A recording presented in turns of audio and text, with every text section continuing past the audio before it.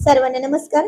Royal शेतकरी भाग 173 यापूर्वीचे सर्व भाग प्लेलिस्ट मध्ये उपलब्ध आहेत. कृपया ते पाहण्यासाठी आपल्या चॅनलला नक्की भेट द्या. बऱ्याच दिवसांनी मिळालेला हा हवा हवासा एकांत शिवम प्रिया दोघांनाही सुखावून गेला. शिवम, अरे कुठे मारून गेलास? स्क्रीन चालू झाली, अमेरिका कनेक्ट झाली, लवकर ये. बाहेरून अतुलचा तो नेहमीचा जाडजूड आवाज अचानक घुमला. प्रिया खळखळून हसली आणि तिने शिवमच्या मिठीतून स्वतःला सोडवलं. जा आता, तुमचे आंतरराष्ट्रीय मित्र शोधतायत तुम्हाला. तिने शिवमला हसतमुखाने बाहेर जाण्याचा इशारा केला. शिवमने जाता जाता तिच्या नाकावर आपले बोट हलकेच टेकवले आणि तो हसत हसत बाहेर पळाला. हॉलमध्ये लावलेल्या मोठ्या प्रोजेक्ट स्क्रीनवर थेट अमेरिकेचे दृश्य दिसत होते. तिकडे डॉक्टर रोहितने तिथलं घर फुग्यांनी आणि रंगीबेरंगी फुलांनी अगदी सुंदर सजवलं होतं. स्क्रीनवर पल्लवी समोर आली आणि वाड्यावर टाळ्यांचा एकच कडकडाट झाला. पल्लवीने अमेरिकेत असून सुद्धा अगदी अस्सल मराठी बाजीची हिरवी नऊवारी साडी नेसली होती. हातात हिरवा चुडा आणि डोक्यांवर फुलांचा मुकुट होता. तिचा हा पारंपरिक रूप पाहून प्रियाच्या डोळ्यातून आनंदाश्रू आले. पल्लवी, अगो किती सुंदर दिसतेस ग तू. प्रिया धावत स्क्रीन जवळ जात म्हणाली. प्रिया, अगो हा सगळा प्रताप या चष्मिश डॉक्टर साहेबांचा आहे. मला साडी नेसवायला यांनी गुगलवर नऊवारीचे साडीचे व्हिडिओ पाहिलेत आज. पल्लवीने हसत रोहितकडे बोट दाखवलं. बाजूला उभ्या असलेला डॉक्टर रोहित लाजून डोके खाजवू लागला, जे पाहून अख्खी रॉयल टोळी पोट धरून हसू लागली. अतुल म्हणाला, डॉक्टर साहेब, मानलं पाहिजे हा तुम्हाला. अमेरिकेत जाऊन पण वाड्याची परंपरा आणि पल्लवीचे डोहाळे अगदी कडक सांभाळेत. तर पल्लवी हसून म्हणाली, हो, ते तर एकदम बरोबर आहे बरं का अतुल. आणि ह्या बघा, ह्या आमच्या सुजिताई म्हणजे सुजाताताई. सगळ्यांनी इकडून तिला नमस्कार केला. आता मुख्य सोहळ्याला सुरुवात झाली. वाड्यावर गावातल्या सुवासिनींनी ढोलकीच्या तालावर डोहाळे जेवणाची पारंपरिक गाणी गायला सुरुवात केली. गाण्याचे सूर जसे अमेरिकेत डॉक्टर रोहितच्या घरात गुंजले, तसे पल्लवीचे मन भरून आले. इकडे प्रियाने तबकात आरती ओवाळली आणि तिकडे स्क्रीन समोर सुजीने आणि डॉक्टर रोहितने पल्लवीला ओवाळलं. वाड्यावरच्या बायकांनी डिजिटल स्क्रीनवरूनच पल्लवीची खणा नारळाने ओटी भरली आणि तिकडं सुजीनेही तसंच केलं. अंतर जरी हजारो मैलांचं होतं तरी तंत्रज्ञानाने आणि मनाच्या ओढीने ते अंतर अगदी शून्य केलं होतं. हाच फायदा तंत्रज्ञानामुळे झाला होता. शेवटी डॉक्टर रोहितनं एक गावाकडून आणलेला तो पांढरा डब्बा पुढे केला, जो त्यांनी कुरिअरने पाठवला होता.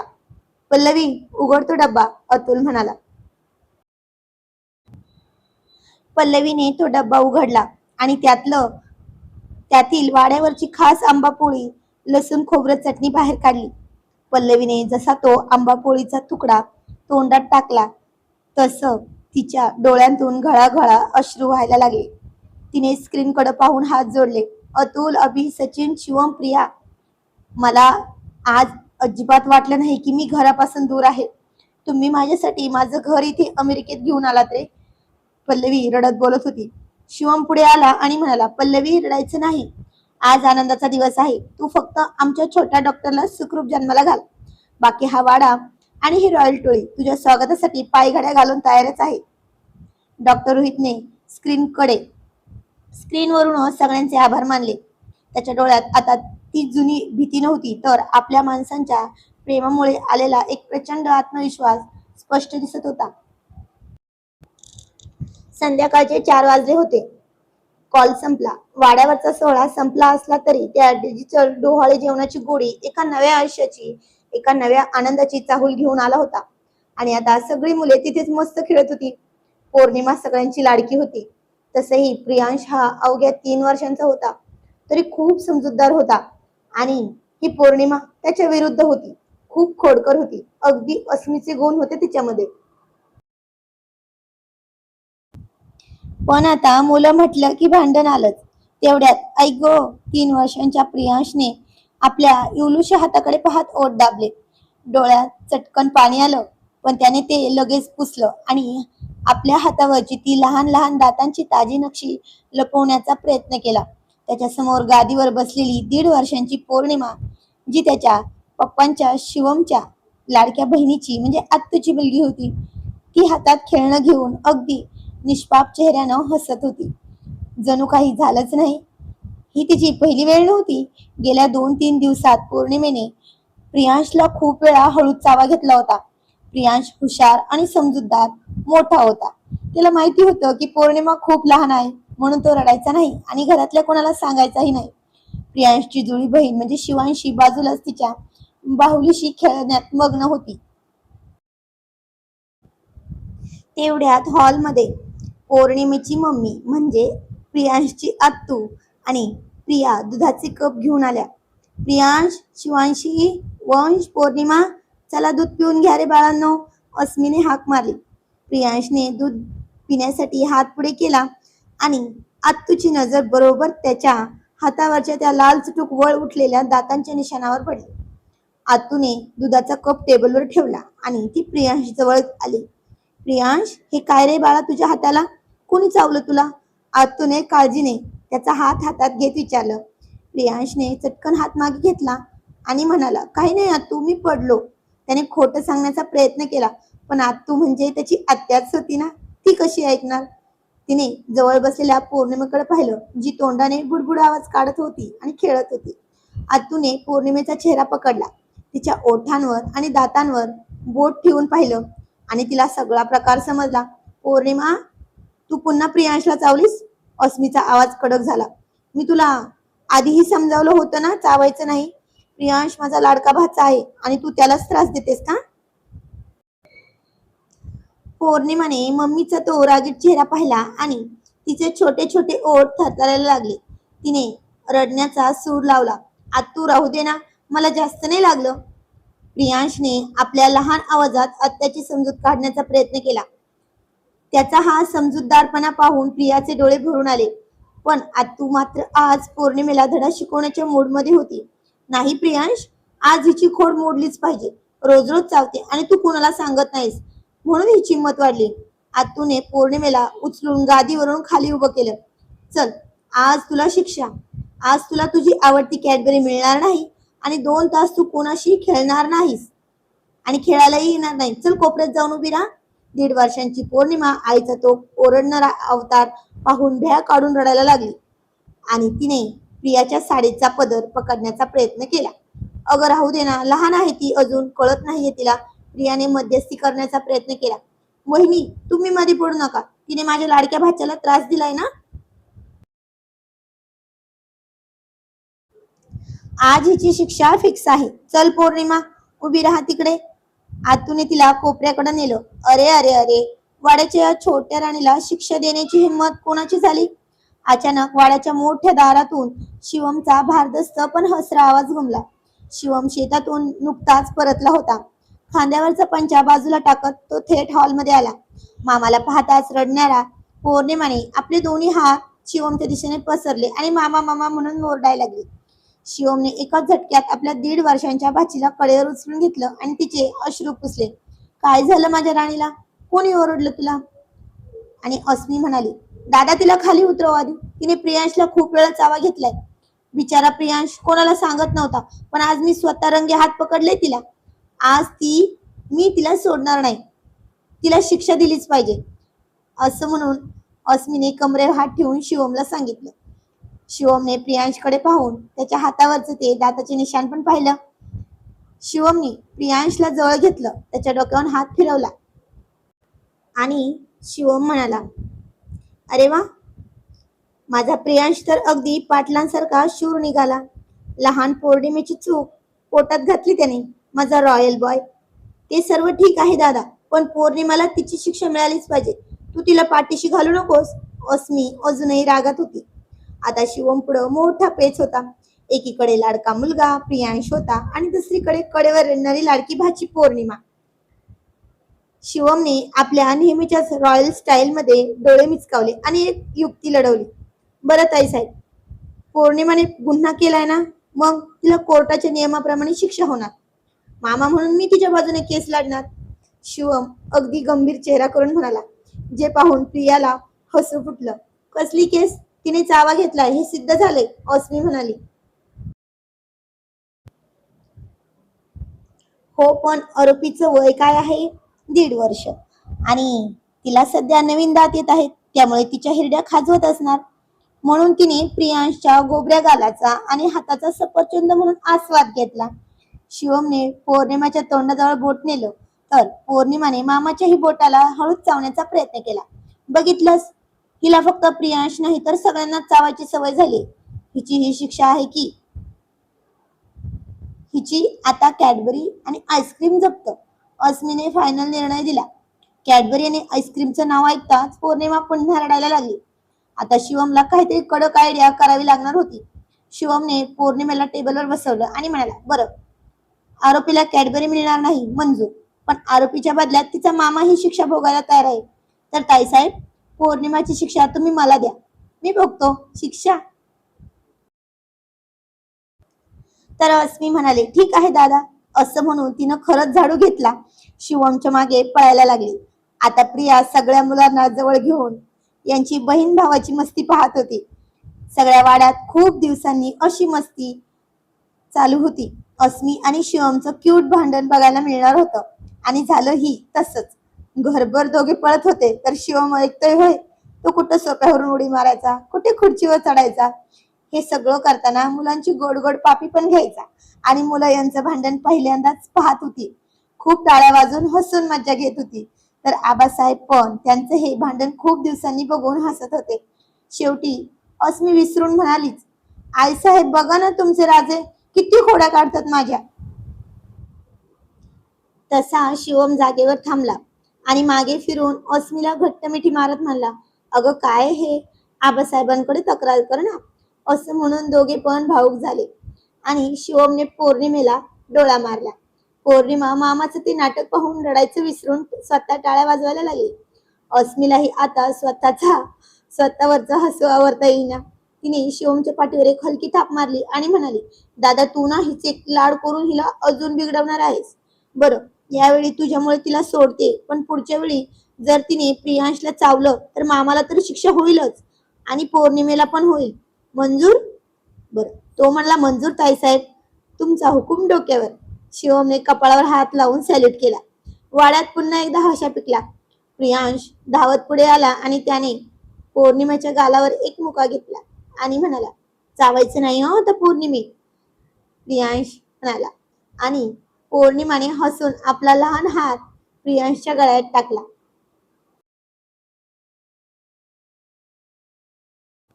मुलांचं ते लुटुपुटूचं भांडण आणि वाड्यातला हा गोड कौटुंबिक सोहळा पाहून प्रिया मनातल्या मनात विचार करत होती, हा माणूस कितीही मोठा बिझनेसमन झाला, वाड्याचा मालक झाला, तरी घरातल्या लहान मुलांमध्ये हा स्वतः एक लहान मूल बनून जातो. म्हणूनच तर हा माझा रॉयल शेतकरी आहे. असं म्हणून शिवमला पाहून एक डोळा मिचकावला आणि किचन मध्ये निघून गेली. शिवम तिला पाहून काहीतरी डोळ्यांनी चिडवत म्हणाला आणि प्रिया लाजून म्हणाली, डोळ्यांनीच? आम्ही नाही जा. कालच्या त्या कॅडबरीच्या गोंधळानंतर वाड्यातली सकाळ नेहमीप्रमाणे प्रसन्न उगवली होती. पण लहान मुलांचं विश्व म्हणजे दर मिनिटाला नवीन थ्रिल असतं. आज वाड्यावर अतुल आणि जान्हवीचा 4 वर्षांचा गोड मुलगा वंश पण आला होता. वंश तसा शांत, पण त्याला शिवांशी सोबत खेळायला खूप आवडायचं. दोघं घराच्या एका कोपऱ्यात बसून ब्लॉक जोडण्याचा खेळ खेळत होते. बाजूलाच गादीवर 3 वर्षांचा प्रियांश आपल्या खेळण्यातील लाल गाडी घेऊन एकटाच खेळत होता आणि 1.5 वर्षांची चिमुरडी पौर्णिमा तिथेच घुटमळत होती. तिची नजर प्रियांशच्या हातातील त्या चमकदार गाडीवर गेली. तिला ती गाडी हवी होती, पण प्रियांश आपल्याच नादात गाडी झूम झूम करत पळवत होता. पौर्णिमाने 2-3 वेळा गाडी मागण्याचा प्रयत्न केला आणि हात पुढे केला, पण प्रियांशचं लक्षच नव्हतं. शेवटी 1.5 वर्षांच्या त्या चिमुरडीचा संयम सुटला. तिने रागाच्या भरात तिथेच पडलेली एक जड लोखंडी खेळण्यातली गाडी उचलली आणि थेट प्रियांशच्या हाताच्या कोपरावर मारली. मम्मी! प्रियांशच्या तोंडातून एक छोटीशी किंचाळी निघाली. कोपऱ्याला ती लोखंडी गाडी इतकी जोरात लागली की तिथली त्वचा सोलून सळसळत रक्त बाहेर येऊ लागलं. प्रियांशने चटकन आपला दुसरा हात कोपरावर ठेवला आणि डोळ्यात टचकन पाणी आलं. पण काल पप्पांनी म्हणजे शिवमने त्याला गावरान वाघ म्हटलं होतं, त्यामुळे लहान पौर्णिमेची तक्रार करायची नाही हे त्याच्या बालमनावर पक्क ठरलं ठाऊक होतं. त्याने गुपचूप उठून सोफ्याच्या मागे जाऊन रक्त पुसण्याचा प्रयत्न केला होता.